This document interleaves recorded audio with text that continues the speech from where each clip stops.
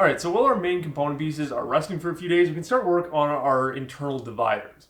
Now, these internal dividers are going to go between the different levels, and they're going to create just a solid space for us to screw our drawer slides into. And so this is really important because obviously you need something to actually physically attach those drawer slides to. If you were making this dresser just completely traditionally with no mechanical drawer slides, you wouldn't have to go as intense with this because your drawers would just slide on the frames that we're already building. But because we're actually going to be mounting in these mechanical drawer slides, we need something to physically screw into, which is what these dividers are going to do. Also, these dividers are going to create a lot of internal strength within the dresser themselves, because on the sides of the dressers, they're completely strong. All of our stretchers are tied into these solid 8-quarter legs. It's a very strong connection. But when you get into the middle, and especially on the wide dresser where we really have a wide gap between those vertical legs, we need something in that internal space to kind of hold everything together and square to prevent warping as much as possible. And so I don't know if I mentioned this, but the wide dresser, the stretchers that are along the front and the back of it, they're about 60 inches long. So that's a lot of length on a fairly narrow piece of wood. So it is definitely over time, it is going to move around if we don't do something to control that. And so with these panels, there's some special considerations that you have to take. So first off is the design of them. So obviously I don't want to be seeing any maple on the external sides of this dresser. So what we're going to be doing is we're going to be creating a wide maple panel that's going to be the main interior section. And then we're going to be adding a 1 5/8 wide piece of white oak to the front of that panel. That'll be kind of our front trim piece that'll be visible from the outside. So basically you're just seeing the edge of it, but it'll also line up perfectly with our front stretchers once we get those done. Then the rest of it will still be that nice solid hard maple. As for actually building the panels, I'm going to be using a trick that's pretty well known in woodworking, and that is using opposing growth ring direction. So I'm going to bring the camera in here and just kind of show you guys what I'm talking about on one of the pieces of wood here. So when we talk about opposing growth ring direction, basically all this means is that we want to have our first piece of wood doing that, our second piece of wood doing that, our third one doing that, and our fourth one doing that. What this will do is that as the wood expands and contracts, it'll expand and contract in opposite ways, overall keeping our panel mostly flat along each of the sides here. If we were to make these panels with just 2 pieces of wood, like that and like that, it's still going to do basically the same thing, but you're going to get a little bit more of a difference between the front and the back panel. You know, you're definitely going to get some warping and cupping, and they're not going to be as flat. So by using the smaller pieces that we're going to be doing here, it's going to help keep the panel just a little bit more flat by creating more of that movement in there. And so I've already gone through and picked out my boards. I've got 4 pieces of maple that are all about 4.5 inches wide, and that'll let me make up the main component perfectly. I've also got a few pieces of white oak picked out that we're going to mill down and get them to the right dimensions. And so with these dividers, because they're going to be longer in width than they are going to be in length, we can't just make them individually. If we were to make them individually, that would just make it really complicated to try and mill them and create them in the shop here. I wouldn't be able to pass them through any of the planers or drum sanders or anything without getting really nasty markings on them. So what we're going to do is we're going to make 3 long panels. Now, the first 2 panels are going to be for the wide dresser. The third one is just going to be for the tall dresser, and it's just going to stay a nice solid panel. But for the first 2, we're going to end up breaking them down later on into their respective panels and different, put them in their different sizes and places. Again, the reason for this is just purely so that I can easily work with this stuff. So the first panel is going to be a 27.5 inch panel. The second one is going to be 24.5. And then the third one, I believe, is also 24.5. So you might be wondering why we're letting all of our other pieces rest for a few days and we're not going to be letting these rest before we start gluing them up and, doing stuff to them. And so the main reason for that is because I don't want to treat these as individual pieces. I want to treat them as a finished panel.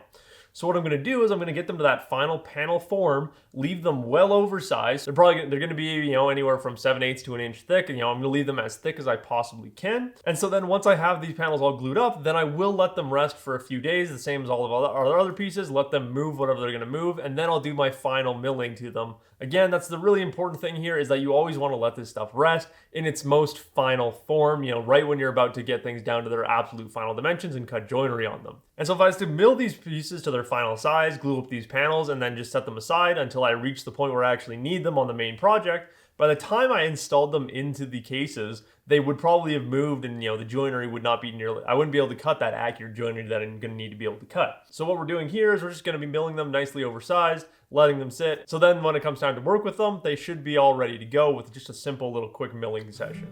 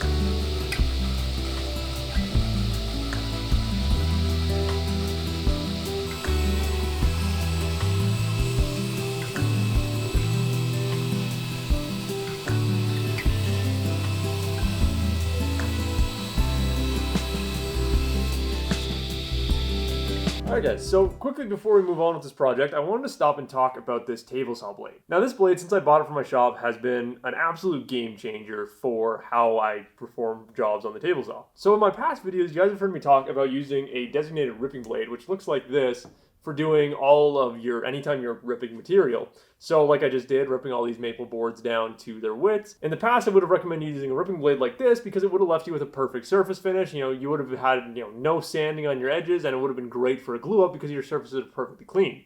If you use something like a general purpose blade, which we all know what a general purpose blade is, those 40 tooth blades that generally come with your table saw, those blades don't leave a good surface finish and generally are not great for doing a glue up, and they're not super accurate. So using something like this ripping blade here is going to be a little bit better. But this blade that I've got installed in my table saw right now is a 50 tooth combination blade. Now, typically speaking, when you're ripping wood, the more teeth you have, the worse your cut is going to be. But one of the things that makes this blade better than a general purpose blade is it's got these larger gaps between these sections of 5 teeth. And so this makes it act very similar to the ripping blade because it has those larger sections for that larger amount of sawdust that comes off when you're ripping to get packed into and then get disposed of into the dust collection. So I said it before, this blade has been an absolute game changer. I'm going to make a dedicated video talking about this blade because I think it is just about the best style of blade I've ever seen. And it's basically the only style of blade I'm never going to buy again. I'll probably keep a good ripping blade around just because, if you're dealing with thicker stock, a designated ripping blade will deal with it a little bit better. But as far as for your general purpose cutting, milling 3/4 inch stock, whether you're cross cutting it, ripping it, or cutting joinery on it, this blade does better than any other blade that I've tried. So basically there's two ways you could run your shop. You could run it with a single blade that's just this nice beautiful combination blade, or you could switch between a designated ripping blade and a designated cross-cutting blade, a high tooth cross-cutting blade. That's probably going to give you overall a better result, but this one will allow you to just have one blade in your table saw. So the one that I've got in here is the Frude Diablo blade. You can just pick them up at Home Depot, surprisingly enough. CMT also makes one of these combination blades. That's the one that I want to get eventually, but it's fairly expensive. But this is a nice intro one. This is also a thin kerf one, which makes it really good for my 1 3/4 horsepower table saw here. So overall, yeah, this is definitely the blade that I would recommend to anyone. If you just want one blade to keep in your table saw, don't use the general purpose blades. Go out to Home Depot, get one of these combination blades, or order like the CMT one, and you will see massively better results compared to those combination blades.